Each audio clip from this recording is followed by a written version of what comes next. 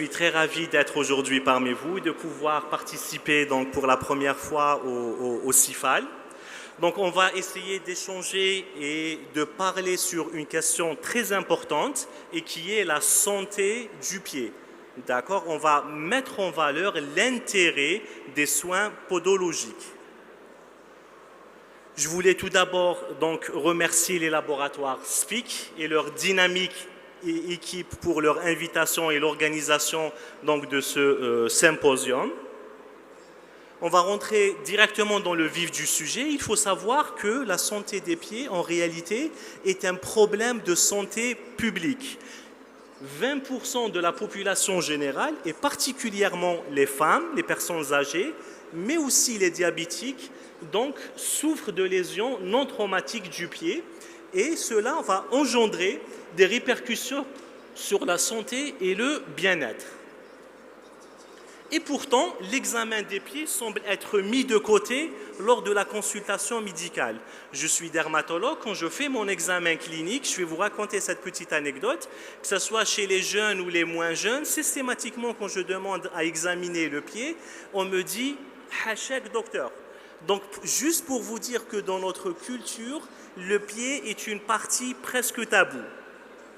Donc, et justement, c'est à nous, médecins, mais aussi pharmaciens, de jouer un rôle important dans le dépistage de ces affections qui va permettre une prise en charge précoce et efficiente de cette problématique afin d'éviter les complications qui, des fois, peuvent être très, très graves. Alors, le pied est une partie complexe du corps. En fait, c'est une véritable horloge suisse. C'est formé par l'association d'une cinquantaine d'os, d'une centaine de ligaments, d'une vingtaine de muscles, de milliers de glandes sudoripares. Et justement, cette complexité en fait le siège de nombreuses pathologies, des plus bénignes vers les plus graves. Et justement, comme c'est complexe, il faut garder à l'esprit que le dépistage et la prise en charge doivent être multidisciplinaires. Bien sûr, le dermatologue, le podologue, mais aussi l'interniste, le diabétologue, le médecin de première ligne, tout le monde doit s'occuper de cette question-là. Alors, quelles sont les caractéristiques de la peau au niveau justement des pieds? On va faire juste un bref rappel. Comme vous le savez, la peau en fait est formée par la superposition de 3 couches. Des plus profondes, vous avez l'hypoderme qui est richement vascularisé. Vous avez le derme qui est le siège des annexes cutanées, notamment des glandes sébacées qui vont sécréter du sébum qui va venir former à la surface de la peau le film hydrolipidique. Et enfin, la couche la plus superficielle qui est l'épiderme. Et en plus que la peau soit juste une interface, elle a plusieurs fonctions. Et une des principales fonctions, c'est la fonction barrière. C'est la première protection qui va nous protéger contre les agressions externes. Et le deuxième rôle qui est aussi très important, c'est la fonction pour maintenir l'équilibre des fluides. En fait, grâce à l'épiderme et grâce au film hydrolipidique, on va réguler l'évaporation de l'eau. Et donc, on va garder notre peau toujours hydratée. Alors, quand on va zoomer justement sur la partie la plus superficielle qui est l'épiderme, vous voyez ici sur ce schéma-là, en réalité, les cellules les plus nombreuses, ce sont ce qu'on appelle les kératinocytes. Et il y a un phénomène de migration de la couche basale vers la périphérie. Cette migration, elle a une fonction, c'est la fonction de kératinisation.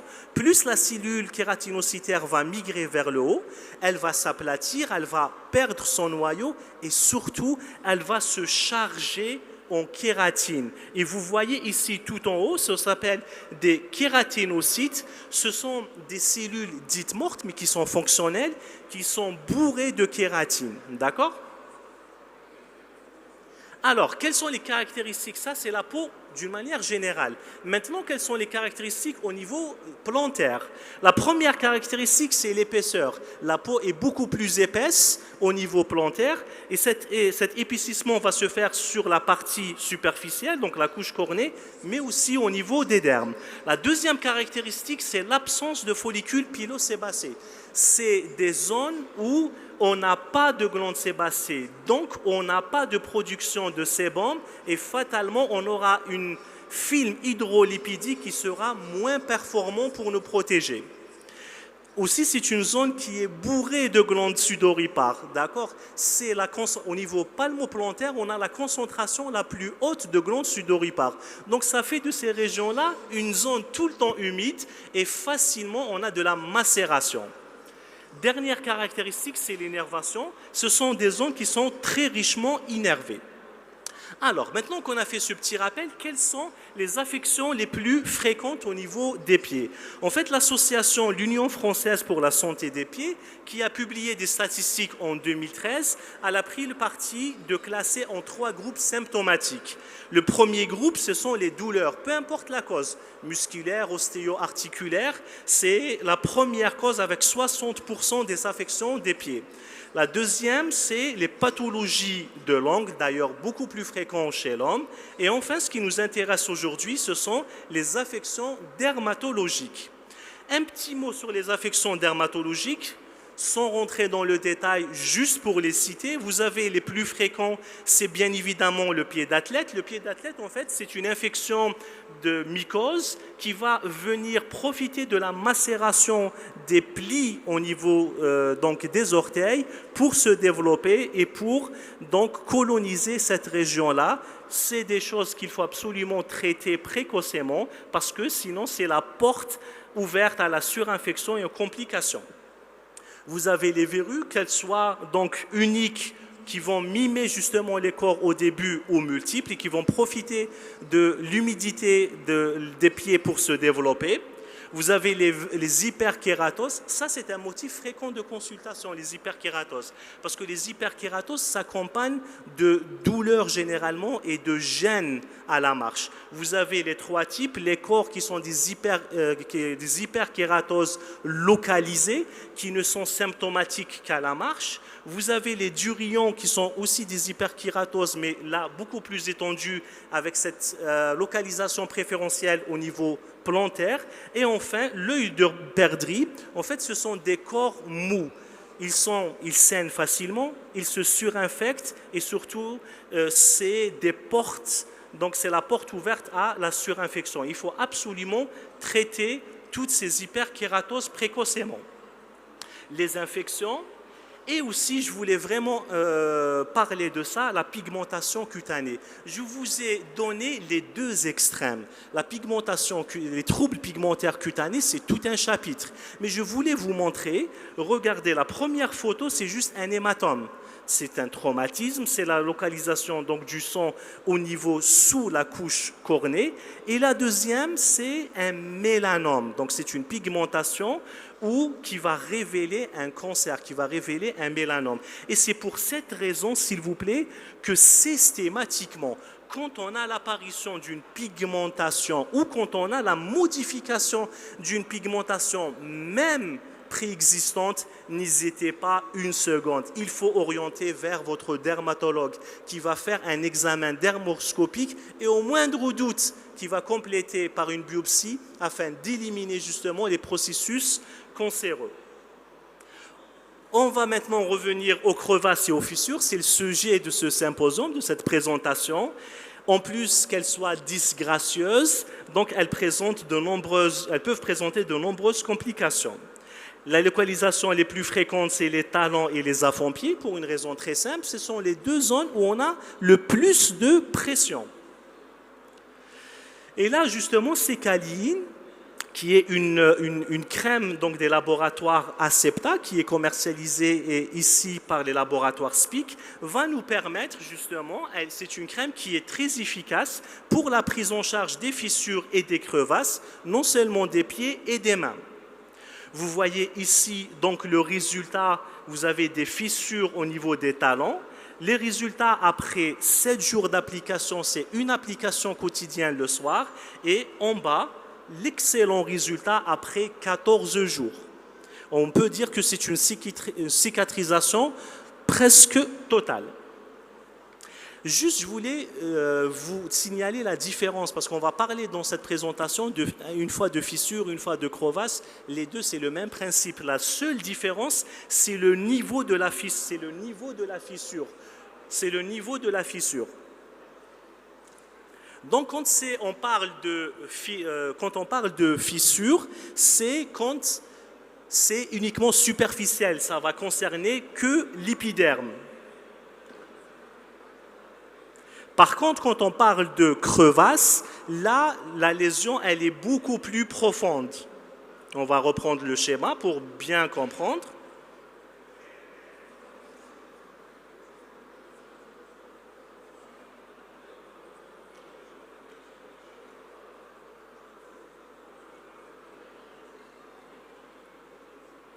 Excellent. Donc ça, c'est la différence entre donc, les fissures et entre les crevasses. Les crevasses, c'est plus large, c'est plus profond, ça atteint donc le derme, alors que les fissures, c'est juste au niveau de l'épiderme. Les causes et les facteurs aggravants, c'est principalement mécanique, donc c'est tout ce qui est pression exercée sur la plante des pieds. C'est pour ça qu'il ne faut pas marcher pieds nus trop. On voit ça quand on a un surpoids. Les frottements, il faut toujours avoir des chaussures adaptées pour ne pas avoir de micro-traumatisme. Et bien sûr, traiter les malformations au niveau plantaire afin d'éviter justement que notre poids ne soit pas équitablement réparti sur la plante des pieds. Les autres facteurs sont donc les facteurs irritatifs, c'est quand on est en contact permanent avec les produits ménagers ou chez les professionnels qui manipulent des produits tels que le ciment. C'est lié aussi au terrain. Justement, quand on est diabétique, quand on présente une pathologie de la peau chronique comme l'eczéma, le psoriasis ou une insuffisance veineuse, nous sommes prédisposés à développer ces crevasses et ces fissures. Et c'est pour ça que vous allez le voir, il faudra ne pas attendre leur apparition, mais carrément agir en préventif. Donc agir pour hydrater les pieds de ces personnes-là susceptibles. Et enfin, les causes infectieuses. Mais s'il faut retenir quelque chose, c'est qu'en plus des facteurs mécaniques, c'est la déshydratation de la peau qui est vraiment la cause. Donc vous avez la pression mécanique, mais aussi le manque d'hydratation au niveau des pieds. Les complications, ça peut être juste symptomatique, juste une gêne, vous avez des douleurs, de l'inflammation, des prurites, mais méfiez-vous, je dis bien méfiez-vous. Des fois, quand on ne les prend pas en charge, on peut avoir des plaies ouvertes, carrément des surinfections bactériennes et fongiques, et dans les cas extrêmes, de l'apparition d'ulcération et de nécrose. Donc, s'il vous plaît, un des messages à retenir aujourd'hui, vraiment, c'est attention, attention, ne pas banaliser les fissures plantaires. D'ailleurs, la Haute Autorité de Santé, qui a émis des recommandations en 2020, non seulement elle recommande de bien surveiller la zone talonnière, mais ici, d'appliquer, je dis bien quotidiennement, une crème hydratante pour hydrater les plantes et les pieds. Et ça, c'est au niveau de la population générale. Chez les diabétiques, les femmes, les personnes âgées, vous allez redoubler de vigilance. Et justement, la cicaline donc, nous offre, c'est une composition qui est faite d'une multitude d'actifs qui va agir sur les différents facteurs initiant les fissures et les hyperkératoses. Vous avez l'énoxolone, qui est l'extrait de racine de réglisse, qui est un excellent anti-inflammatoire et anti-prurigineux. Vous avez les acides aminés appelés lipester, qui est un assemblage exclusif d'acides aminés qui est breveté par les laboratoires acceptables. Vous avez l'association d'extraits de feuilles de Santala asiatica, qui est une plante médicinale asiatique qui est connue depuis longtemps. Elle a des effets vasoactifs, anti-œdémateux, mais surtout, elle accélère la cicatrisation en stimulant les fibroblastes et en stimulant la fabrication de collagène. Et enfin, un produit donc, hydratant qui est l'association de cire d'abeille et de glycérine, à la différence des autres produits, la glycérine végétale. Donc en fait, à part les acides aminés lispétaires, toutes les autres molécules sont connues, on peut les trouver isolément dans les autres pommades. Le génie de ces caléines ou l'efficacité de les caléines, à mon avis, c'est de les avoir associer ces actifs dans un seul produit afin d'agir, comme vous l'avez vu, pas sur une cause de l'hyperkératose, mais sur les différentes causes de l'hyperkératose. Donc, les laboratoires, justement, Acepta ont publié plusieurs études cliniques prouvant l'efficacité de la sécaline. Je vous ai sélectionné 3 études cliniques, une sur l'hydratation et 2 sur l'efficacité sur les fissures palmo-plantaires. Donc l'effet hydratant, vous savez, quand on mène des études en fait en dermatologie, en dermocosmétique, on utilise un cornéomètre. Le cornéomètre, c'est une petite sonde qui va délivrer une faible énergie d'électricité et en fonction de la sécheresse ou de l'hydratation de la couche la plus superficielle de la peau, elle va nous donner, donc elle va nous permettre de connaître l'évolution de l'hydratation de la peau. Donc, cette étude-là qui a été menée sur 10 sujets, vous voyez ici, donc sur le graphe en vert, l'effet intense et immédiat. 1 heure après l'application de sécaline sur la peau de ces sujets-là, on a un gain d'hydratation qui est supérieur à 60%. Donc non seulement l'action est rapide, mais l'action elle est durable. Parce que 6 heures après l'application d'une seule fois de sécaline, vous avez toujours un gain de 40% par rapport à l'hydratation. Maintenant, par rapport à l'effet cicatrisant, ça c'est la deuxième étude sur 20 cas par rapport à l'efficacité au niveau plantaire. Donc vous voyez sur les photos de gauche donc des talons de pied non traités et le résultat après 7 jours et après 14 jours, là encore les photos elles parlent d'elles-mêmes, c'est une cicatrisation subtotale. Donc là, la première étude, c'était sur la cicatrisation et aussi vous voyez ici des graphes qui nous montrent la diminution de la longueur et du nombre de fissures. On a cette amélioration dès le 7e jour, mais c'est très très clair et très très net après 14 jours d'application. Donc on peut dire oui, c'est efficace, mais l'étude elle a été faite uniquement sur des fissures. Les fissures, on l'a vu, c'est superficiel. Non, il y a une deuxième étude qui a été faite sur les crevasses. On avait dit que les crevasses étaient similaires aux fissures, mais qui descendaient la fente, pouvaient atteindre le derme. Et là aussi, regardez le résultat. Après 14 jours, une nette amélioration, encore une fois, de la largeur et du nombre des crevasses.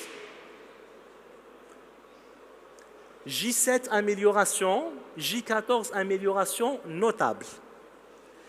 Enfin, donc, ça c'est des produits qu'on peut utiliser sur les zones palmaires, mais c'est comme les plantes des mains, des pieds et les paumes des mains ont les mêmes caractéristiques sur le plan histologique, elles sont épaisses, hypersudation, absence de fabrication de glandes sébacées.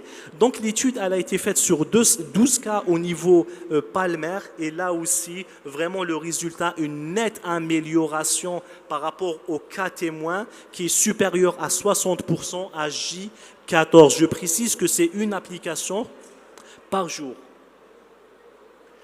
Alors, ici aussi sur les crevasses des mains, sans rentrer dans le détail, regardez bien, je n'ai pas le pointeur, mais regardez bien qu'à J14, que ça soit au dépend de la longueur des crevasses, que ça soit au milieu au dépend du nombre, ou alors au niveau de la largeur, dans tous les cas, on a une amélioration supérieure à 80%. D'accord?